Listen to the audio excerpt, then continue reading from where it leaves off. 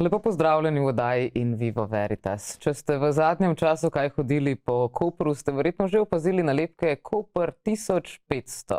Koper namreč v teh dneh praznuje 1500 let. Lani pa so nas izpostavili ne samo faksimilam, ampak pravzaprav tudi temu, kar je zares pisalo v prvem znanem ohranjenem statutu, ki je lani praznoval 600 let. O koprskem mestnem statutu izpred 600 let bova govorili z magistrico Nado Čibej, direktorico Pokrajinskega arhiva Koper. Lepo pozdravljeni. Dobar dan. Hvala za povabilo. Hvala vam, da ste tudi prinesli to izjemno staro knjigo, to sicer so verjetno faksimile. Tako. V koliko izvodih ste se odločili natisniti faksimile? Faksimile je plod sodelovanja večjih inštitucij, mi pa smo se skupaj odločili, da bo to bibliofilska izdaja, tako da gre v 99 izvodih. Faksimile vsebuje tudi eno spremno študijo, eno knjižico, v kateri je nekaj pojasnilo o samem statutu. Razmišljamo pa tudi, da bi naredili kritično izdajo, se pravi, da bi ta statut znanstveno obdelali in v knjižni obliki tudi dali javnosti, ki pa ne bo bibliofilska izdaja, ampak za širšo publiko. Ja, kaj takega je verjetno kar težko brati, si predstavljam. Ampak dajva se vrniti k začetkom. Kje ste pravzaprav sploh odkrili statut in kako ste vedeli, da se tam nahaja? Dolgo časa je potoval po zasebnih zbirkah, kaj ne? V upanju, da je res iz tiste letnice, ki je na platnicah, pravzaprav smo si želeli, da bi bilo iz tistega leta, smo potem ugotovili, da je kasnejša kompilacija. Statut je bil, to je prepis, se pravi izvirni statut, ki ga je podpisal beneški dož Tomaso Mocenigo, nimamo. Ne vemo, kje je. To je prepis in iz vseh pač podatkov, ki so noter razvidni, gre za uradni prepis, ki ga je uporabljala takratna komunska uprava za svoje potrebe. Iz teh časov, seveda v komunski upravi so sodelovali plemiški veljaki takratnih plemiških družin v Kopru. Potem je pristal v licejski knjižnici, to je današnja italijanska šola, in od tam je bil leta 1944 odpeljan v Italijo. 1944? 1944. Antonio Sema sicer poda en podatek, da je statut Kopra bil odpeljan leta 1940 v Rim. Za ta izvod vemo zagotovo, da je bil odpeljan leta 1944 z ostalim gradivom komunskim, arhivskim gradivom komune Koper. Govorimo o srednjem veku, seveda, govorimo pač o gradivu od 14. do 19. stoletja. Takrat je odgovorni oziroma nalogo, da gradivo pač popiše in pripravi za transport, imel Benedetto Lonca. Mi smo v njegovem seznamu, ki ga imamo, kaj je bilo odpeljano, imeli samo signaturo knjige, nismo pa vedeli, kaj se skriva za to signaturo. Gradivo je po dolgih letih, leta 2016, bilo preneseno v Archivio di Stato di Venezia. Tam so odpečatili zaboje, v katerih je bilo zapakirano. In kolegi iz arhiva so nam omogočili, da smo mi to gradivo videli prvič, po tistem, ko je bilo odpeljano.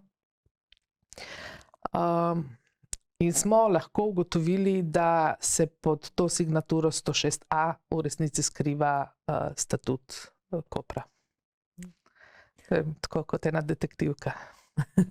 In ko ste ga videli, v kakšnem stanju je tisti originalni zapis? Tale izgleda precej lepo, ampak iz česa sploh je narejen, iz česa so listi? Pergament, gre za pergament. Tukaj pa, kot sem omenila, naša želja, da bi bilo res iz 14. stoletja, se je razblinila. Ko smo imeli dejansko v rokah statut, na drugi strani prve knjige, piše, da je bil sprejet v Doževi palači 1423 oziroma potrjen, tako da nedvomno je pač kasnejši. kot nakazuje letnica, kako je prišla ta letnica oziroma ta platnica na statut, pa ne vemo. Je pa sicer bi bil potreben restauriranja, ampak načeloma v dokaj dobrem stanju, tudi zelo lepo berljiv, tako kot tudi ostalo gradivo. Pri arhivskem gradivu je pravzaprav zelo pomembno, da je shranjen v ustreznih pogojih, ampak več kot ustrezen pogoj je še bolj pomembno, da ni nihanj, se pravi sprememb v temperaturi in vlagi prevelikih. In v takih pogojih potem gradivo ni izpostavljeno, in ker pač ni bilo v uporabi, ni bilo izpostavljeno elementom poškodovanja. Kje pa so bili arhivi pred tem?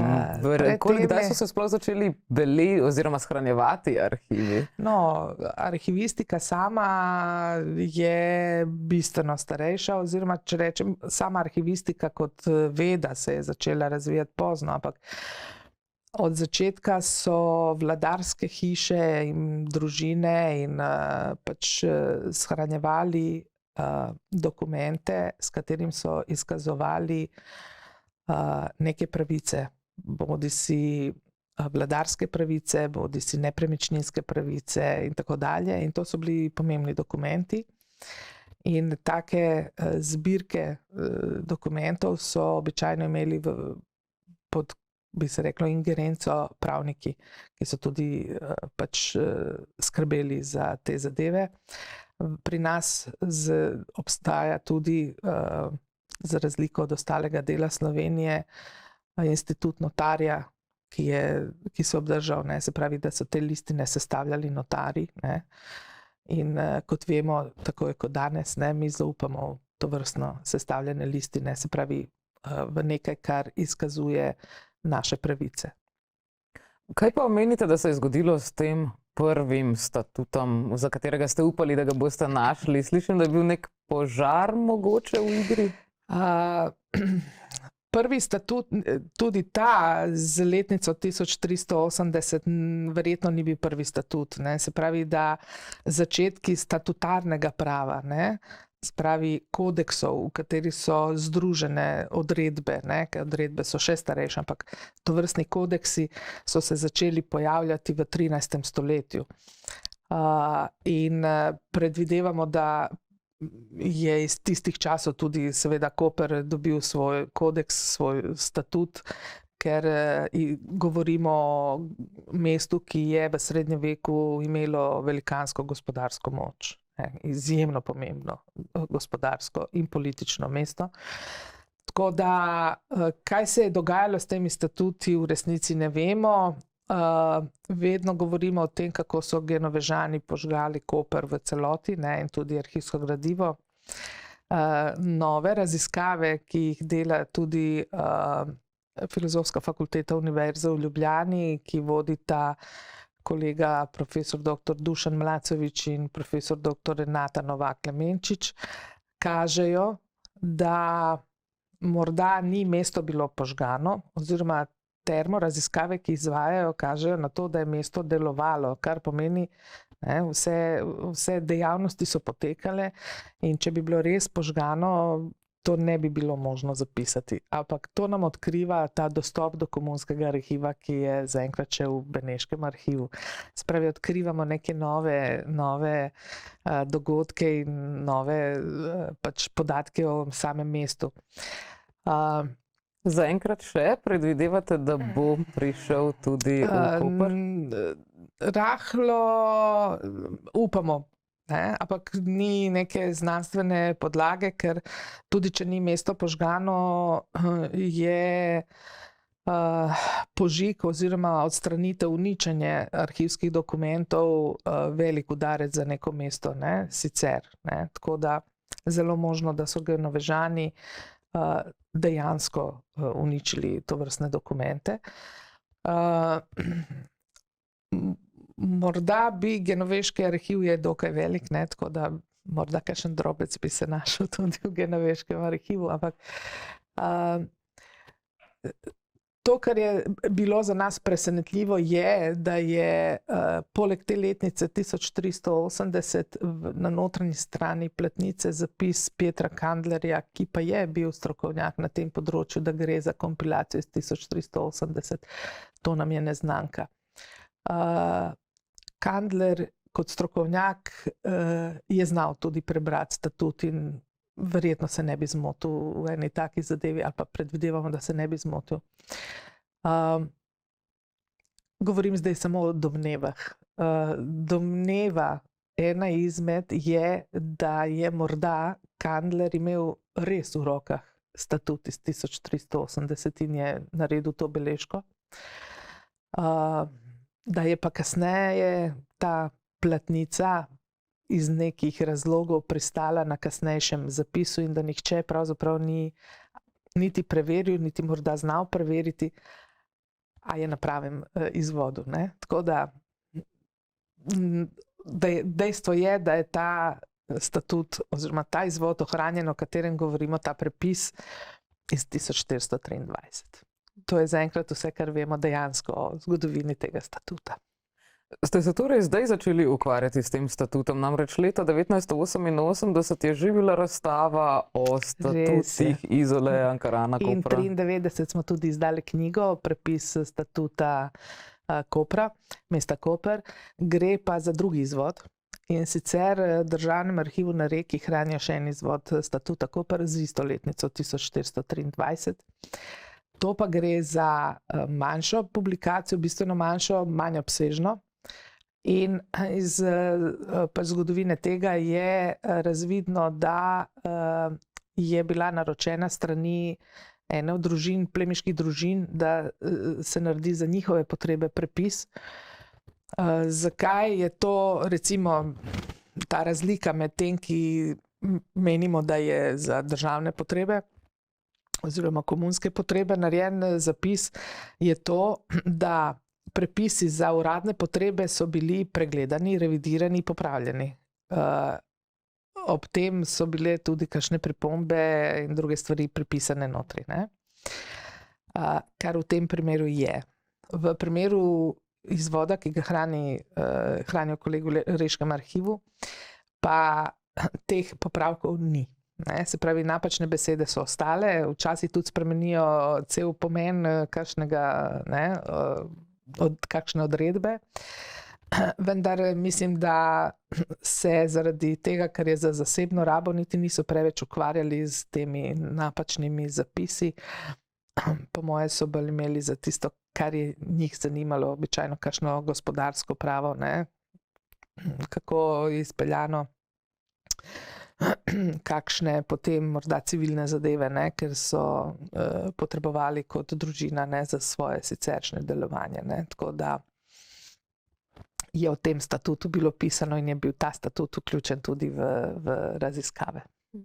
Nekaj ste že omenili zdaj področji, ki jih statut zajema. Katera so vam mogoče še ostala področja, torej poleg gospodarskega prava, recimo? No, to je pa specifika, recimo, koprskega statuta, da običajno so statuti sestavljeni iz 5 knjig, vezani seveda skupaj, ampak prva knjiga govori o kazenskem pravu, druga knjiga govori o civilnem pravu, tretja knjiga govori o ustroju organizaciji uprave, četrta knjiga o gospodarskem pravu in 5. knjiga so običajno dodatki, ki nastanejo po sprejetju enega statuta do uveljavitve revizije oziroma sprejetja drugega statuta. Ne?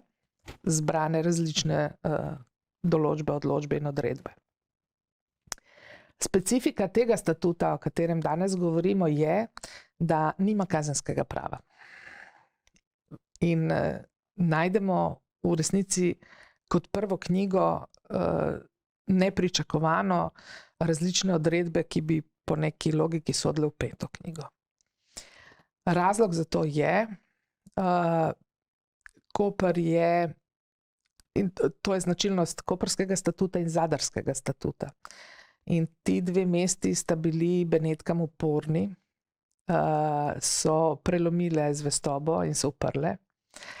In Benetke oziroma Beneški Dož je to rešil tako, da je odvzel možnost odločanja po odločbah domačega kazenskega prava, se pravi, ne, ampak so morali, tako kot je to v tistem času imenovano, kot poslušen otrok svojo mamo, uporabljati določbe in se ravnati po beneškem kazenskem pravu. S tem je tudi Dož nekako potrdil svojo nadoblast in dal vedeti, ne, da bodo Benetke odločale o takih zadevah.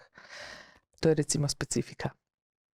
Zato v Koprskem statutu ni prve knjige klasične kazenske odredbe.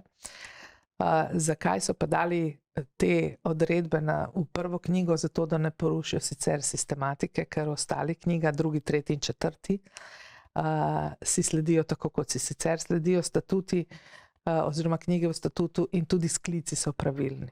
Ne?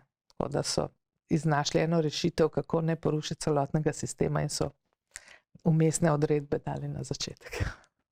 Pa ste sicer opazili, zaznali tudi kakšne mogoče nenavadnosti? Sama recimo sem slišala za to, da obstaja določilo notri, naprimer, da se ne sme prodajati katoliških sužnjev. Res je. Ko govorimo o tem, vedno se imamo, pravzaprav je tako, ne, reči, da so v Kopru prodajali sužnje, je, ipak se imamo za neko demokratično družbo, ne?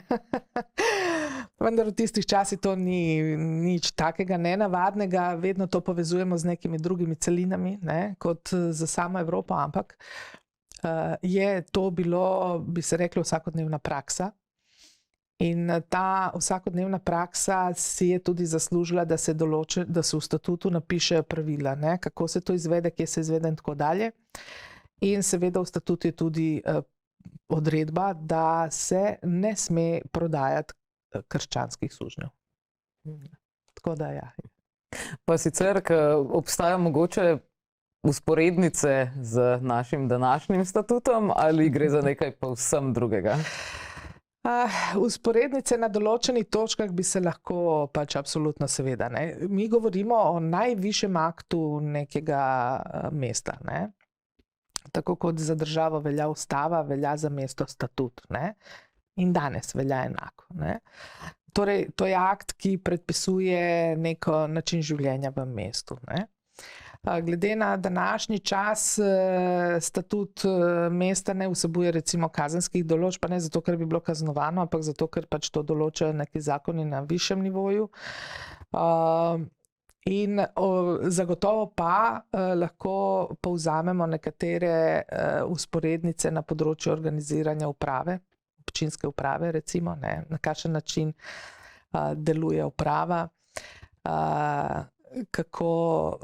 kakšne uradne ure imajo, ne, kdaj lahko koga zavrnejo ali ne smejo, na kakšen način se podesta, ne, obnaša in kaj sme in kaj ne sme v mestu, ne, to bi rekli za današnjega župana, ne.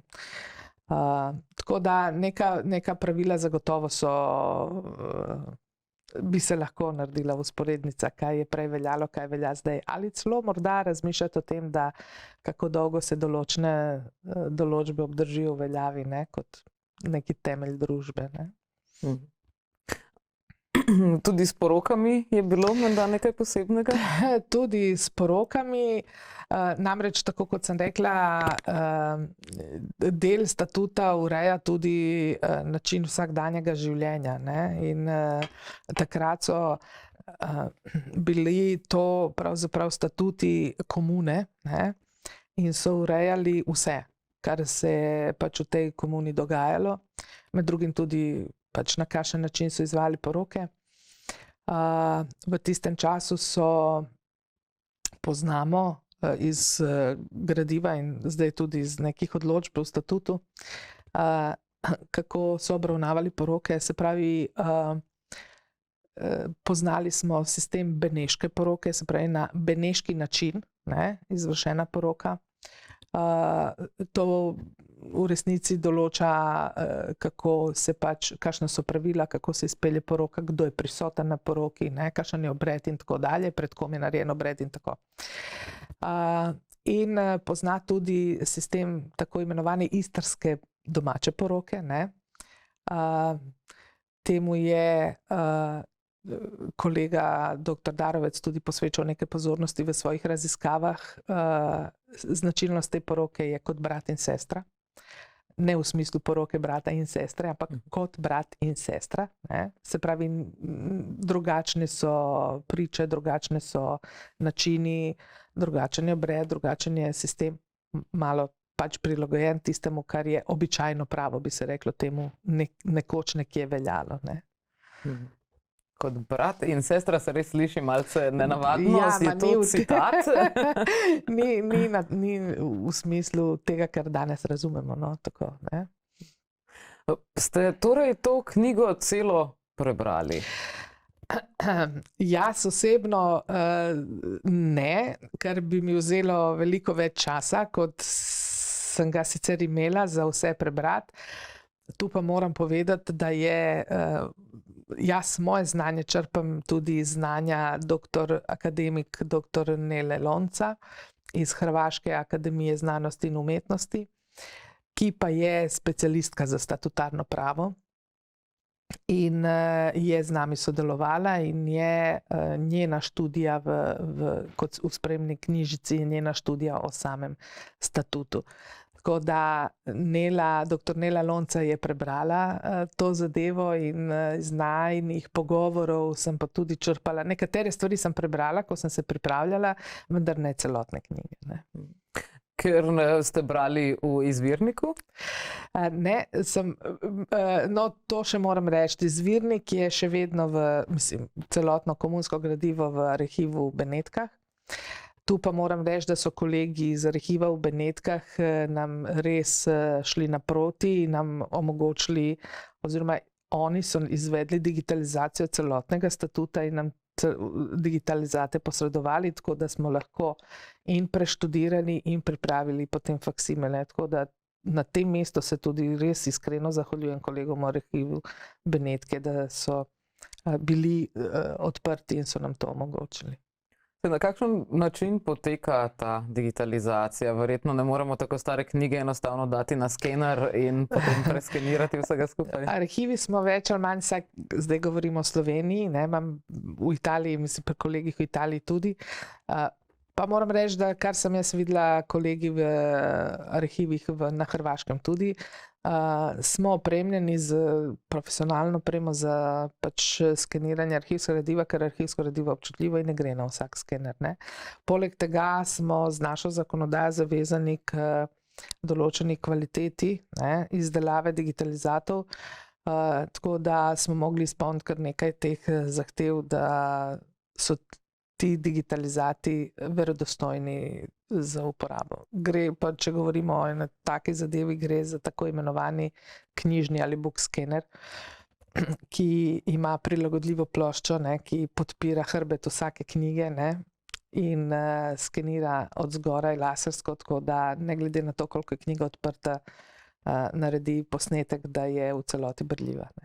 Je pa vsekakor niste rabili dajati na razen, pa ste šivati skupaj. Seveda ne. To so zadeve, ki jih mi sicer ne uporabljamo. Tako da pravzaprav je digitalizacija, ta razvoj tehnologije nam prinesel eno velikansko pač pomoč pri uporabi in dostopnosti arhivskega gradiva.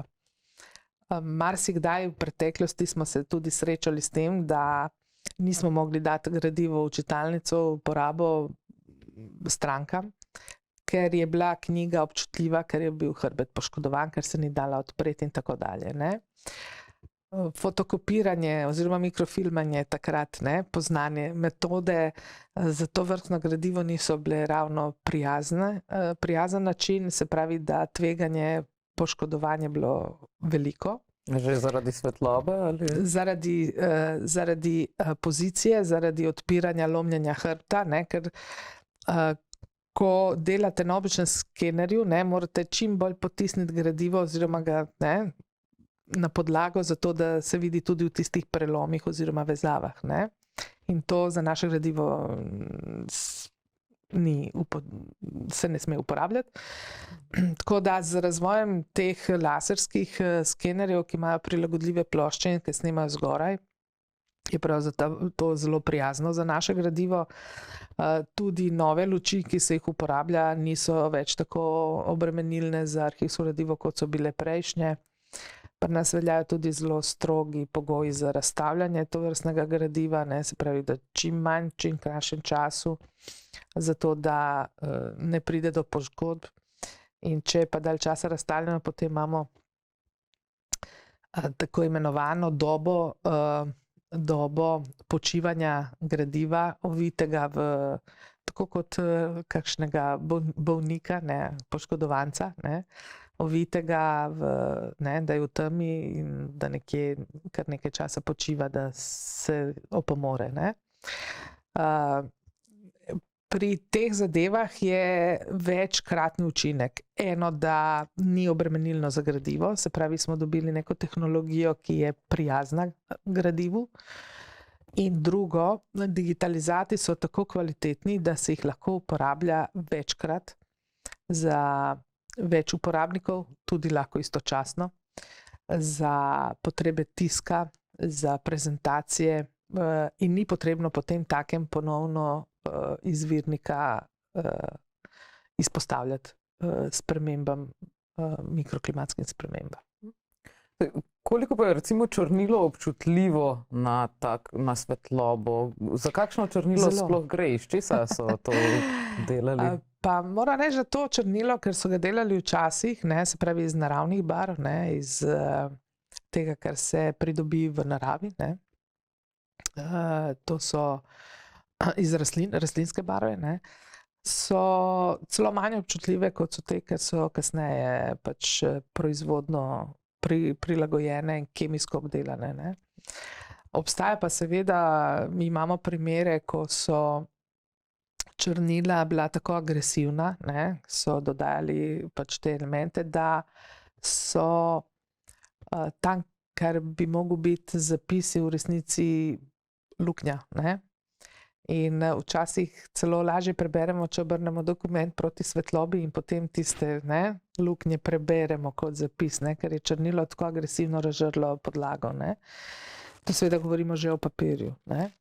Pergament je ustrojena živalska koža, ne, prenese malo več te obremenitve. Je pa svetloba sovražnik črnila. Ne. Se pravi, sončna svetloba zelo, zelo uniči črnilo. Tako da lahko naredite, ali pa barvo, ne. To se lahko naredi test, zelo hitro se zgodi, ne. S katerimkoli črnilom napišete na en list nekaj in pustite to, recimo en list napišete in ga pospravite v predal in z enakimi črnili napišete in ga pustite na sončni svetlobi. Pardon.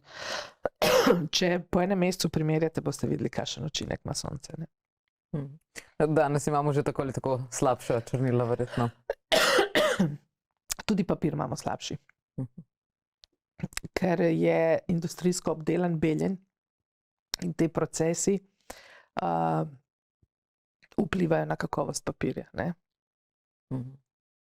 Saj, mogoče lahko vzamete knjigo v roke, da bi jo mogoče čisto malo polistali, da pokažemo našim gledalcem, kako sploh izgleda od znotraj. Če jih je samo 99, jih bo verjetno kaj malo videlo to knjigo tudi v živo. Tako, zraven je pa še spremna študija. Knjiga je take velikosti, se pravi, faksimile mora biti odraz izvirnika. Ne? Zdaj, če primerjam to knjigo ta ima 175, se mi zdi, folijev. Foliji so listi? Je list, tako.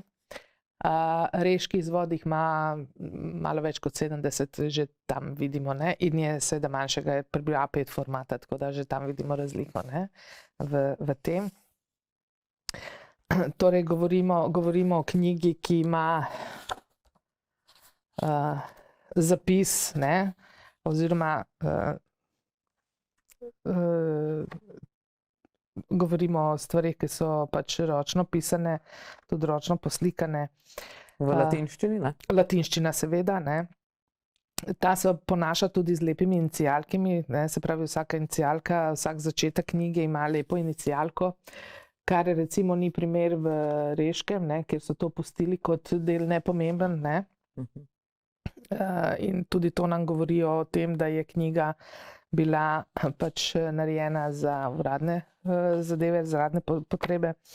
Potem v knjigi lahko opazimo, pri uporabi so označevali, tako kot imamo označevalce recimo v današnjem času, ne, ker si označimo nekje eno pomembno zadevo, do katere bi želeli takoj priti, ne pa listati celo knjigo.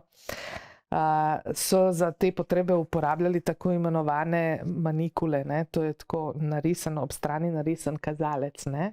Na določeno odredbo, kao, to je pomembno, ne? To pač. In seveda so potem tudi kakšne druge zadeve, ki so notri,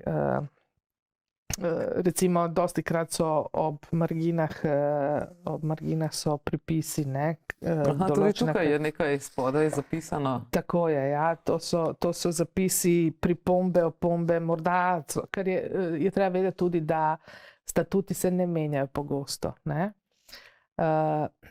Statut naj bi bil tudi temelj neke stabilnosti družbe.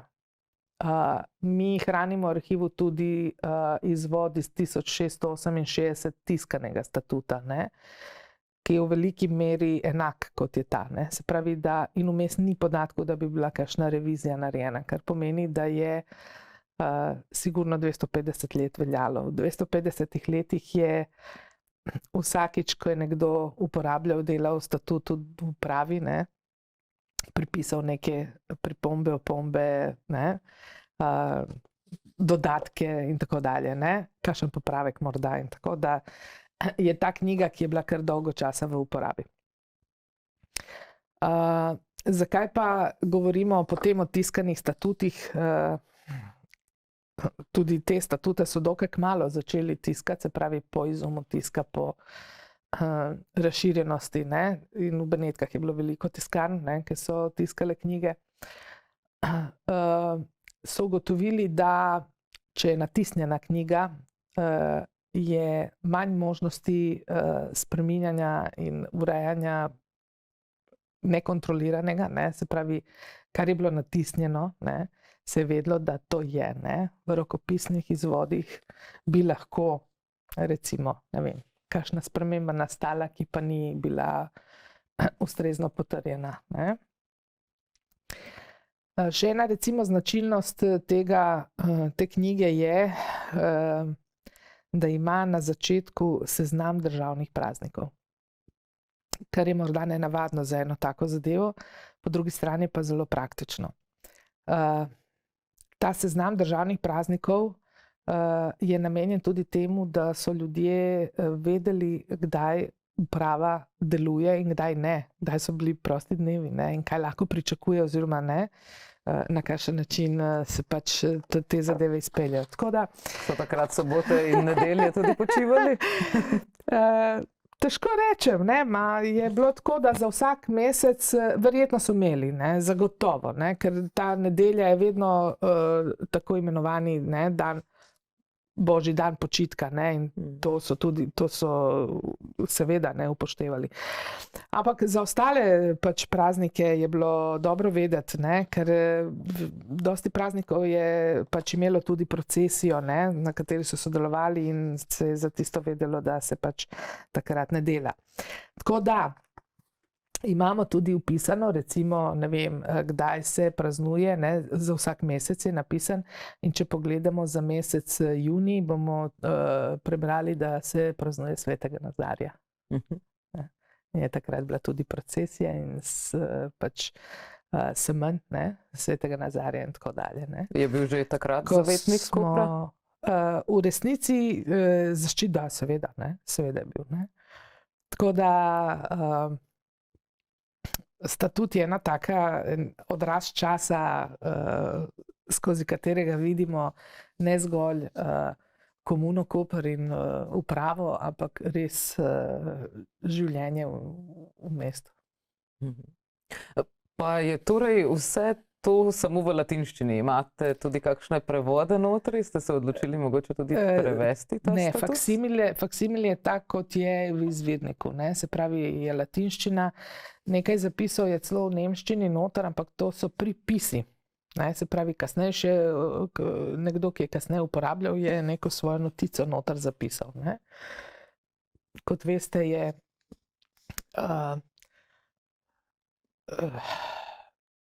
ta intelektualna sfera in plemiči, ki so pač vodili mesto, uporabljala in latinščino, in francoščino, in nemščino potem kasneje, ne?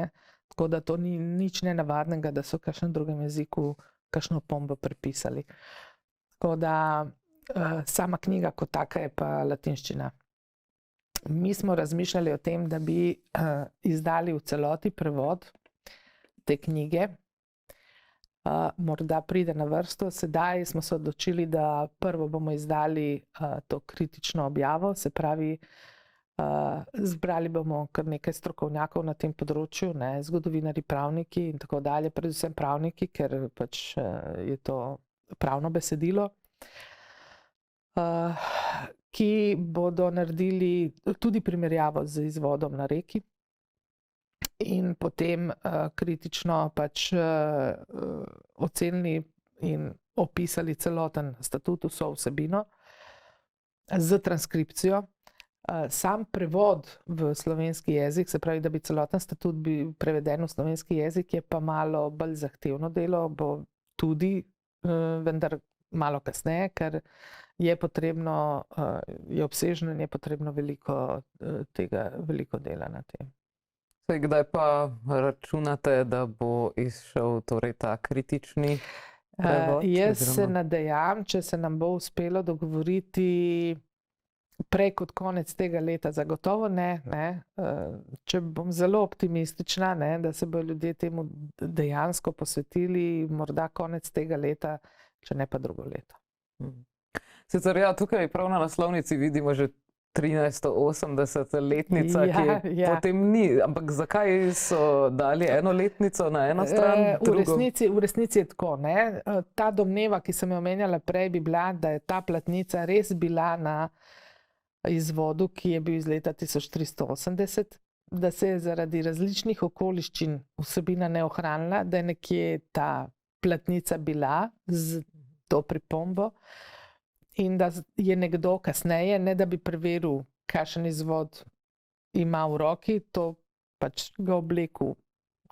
Statut je, ga je oblekel v to platnico, so zašili. Recikliral.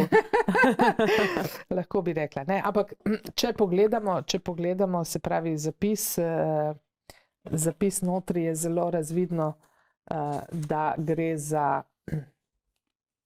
se pravi, da je sprejeto, ne, v Doževi palači, ne, in tukaj se lepo vidi, ne, na dan 8. meseca marca milezijo, se pravi 1400 in potem z rimsko številko, ne, 23.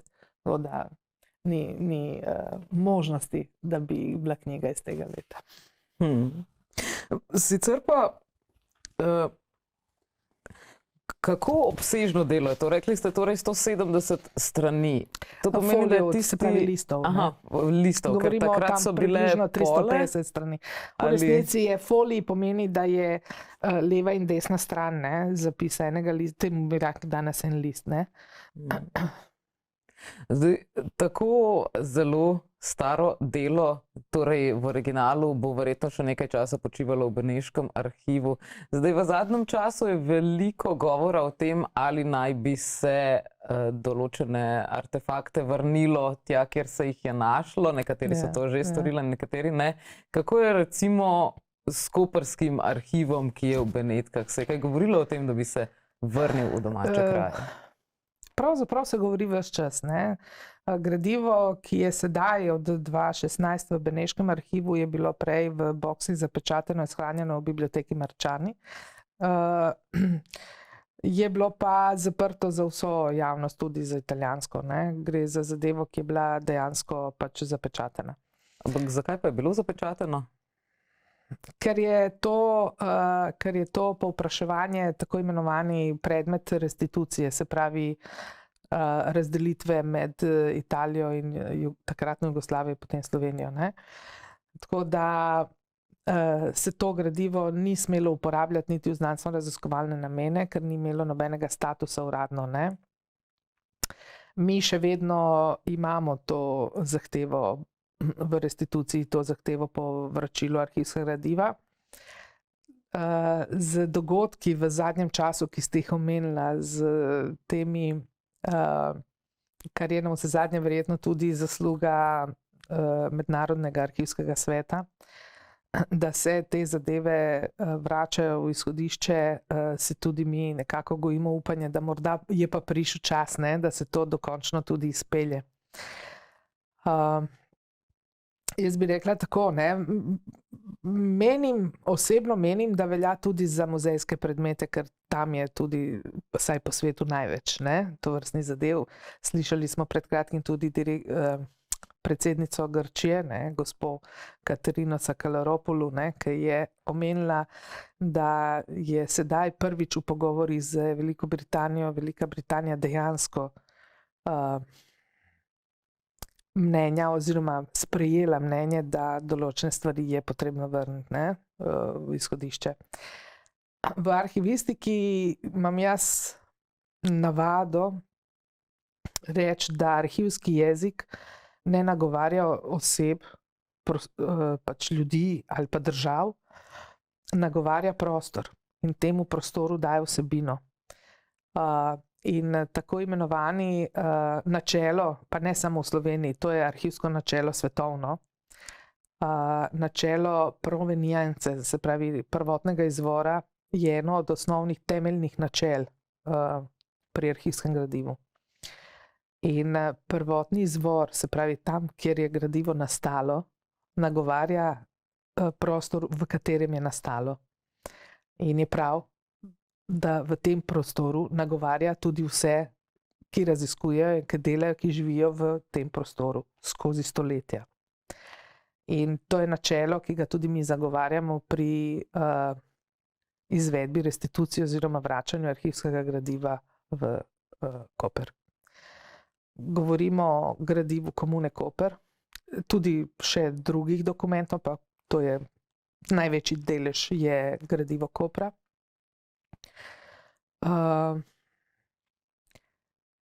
Ki nam daje neke temelje, jer dosedanja zgodovina srednjeveškega Kopra ni raziskana, je zelo malo in več ali manj sloni na domnevah. In gre za približno ocena okoli 200 do 250 tekočih metrov gradiva, kar v celotnem kontekstu arhiva ne predstavlja, vsaj ne za Beneški arhiv, če vemo, da hrani okoli 70 km gradiva, neke nujne potrebe, ne, da bi s tem pač, tudi ko se izkazuje uporaba tega gradiva, več ali manj hodijo naši raziskovalci, ne, gleda to gradivo, ne, tako. Pa bi glede na stisko kulturnih prostorov v Sloveniji imeli prostor za 250 metrov gradiva pri vas? Jaz vedno rečem, da ja, ne, absolutno. Če to pride, bomo že poskrbeli. Sicer je pa tako, ne. Pokrajinski arhiv Koper se res ukvarja z prostorsko stisko, ne, ker prostori, ki jih imamo na voljo, smo že napolnili, ne. Gre za objekt, ki je bil v drugi polovici 80-ih let, ne, preurejen oziroma namenjen arhivu in od tistega časa do danes se je zapolnilo. Je pa to inštitucija državnega pomena, da ne rečem, da arhivsko gradivo v resnici gradi temelje neke družbe, ne, in prostora. Tako da ne dvomim, absolutno ne dvomim, da bo v primeru, ko se začnejo resna pogajanja oziroma priprave, da se gradivo prenese, da bo država poskrbela tudi za ustrezne prostore. Ne samo država, tudi lokalna skupnost. To pa bi, če mi dovolite, tudi izpostavila današnje oziroma sedanje vodstvo občine, ki je absolutno naklonjeno sodelovanju z državo in reševanju tega problema prostorske stiske. Ker vemo, da tudi občinski zavodi z področja kulture potrebujejo depoje in občina se odziva in to mislim, da bi to sodelovanje v primeru vračila res bilo ekspresno in ustrezno. Sicer pa, če se mogoče samo še vrneva, ko je bil torej koprski arhiv zapečaten? Je bil zapečaten od leta 1944 pa do 2016. Takrat smo pa vendarle že nekako vzpostavili tudi slovenske meje. Problematična je vendarle tista s Hrvaško, ta italijanska, češ naj bi stala tam, kot je. Zakaj šele 2016 potem? Z ozenskimi sporazumi je že bila določena. Imeti v posesti arhivsko gradivo pomeni imeti v posesti vedenje, znanje in zgodovino nekega prostora. Čeprav skozi stoletja se to izkaže kot neka zelo kratkoročna odločitev in vizija. Tako kot sem rekla, arhivi v resnici nagovarjajo stoletja v prostoru in ne zgolj neko kratko obdobje. In slej ko prej pristane ta zadeva v javnosti oziroma je dostopna, ne glede na to, koliko časa mine, nekoč postane dostopna in nekoč te raziskave pridejo na plano. Tako da nič v zgodovini arhivistiki ni večno v smislu neke zapore. Tako da smo v času, ko si želimo, da to gradivo res pride nazaj. Upam, da se bo to tudi zgodilo. Leta 1944 je bilo gradivo, tudi to je treba povedati, da leta 1944 je bil ukaz, da se gradivo, ne samo arhivsko gradivo, tudi umetnine, odpeljajo na varno. Po kapitulaciji Italije in prihodu Nemčije je bila so bila predvidevanja, velika možnost bombardiranja tega območja. In če recimo v kontekstu časa rečemo, da razumemo odlok, da se pospravi na varno, in je bil narejen tudi revers, da se zaradi nevarnosti dogodkov v času vojne odmaknejo na varno. Potem ni bilo več razlogov, ki bi to nevarnost opravičevali in ne bi izpeljali vrnitev po koncu nevarnosti. Tam se je nekje pač zadeva zaustavila in od tam je treba premakniti vse te zadeve.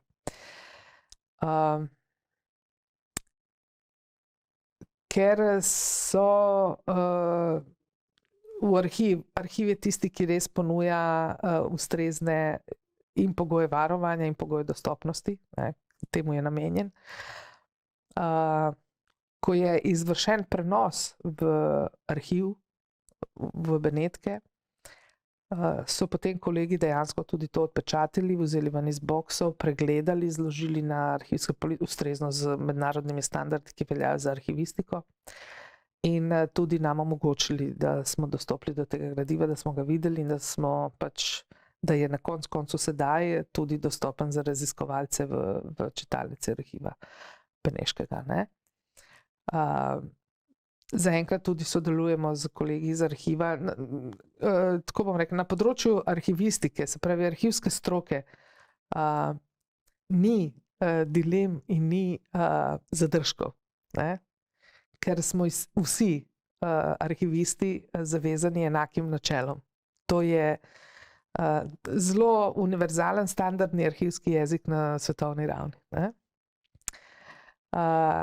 Tako da gre samo za voljo oblasti, da prisluhnejo stroki in da to izpeljejo. In upamo, da bo tako veljalo ne samo v vaši stroki, ampak tudi sicer. Upam. Tako lepa hvala, da ste si danes vzeli čas. Hvala za povabilo. Tako pravkar ste lahko slišali pogovor z magistrico Nado Čibej, direktorico Pokrajinskega arhiva Koper, s katero sva spregovorili o prvem ohranjenem koprskem statutu, ki je zdaj šel tudi v faksimilah. V primeru, da ste morebiti zamudili del pogovora, pa vas vabim, da si ga v celoti ogledate na spletni strani YouTube na kanalu Megafon TV. Tam so shranjeni tudi vsi prejšnji In Vivo Veritas in pa tudi naše ostale oddaje. Do prihodnjič, lep pozdrav.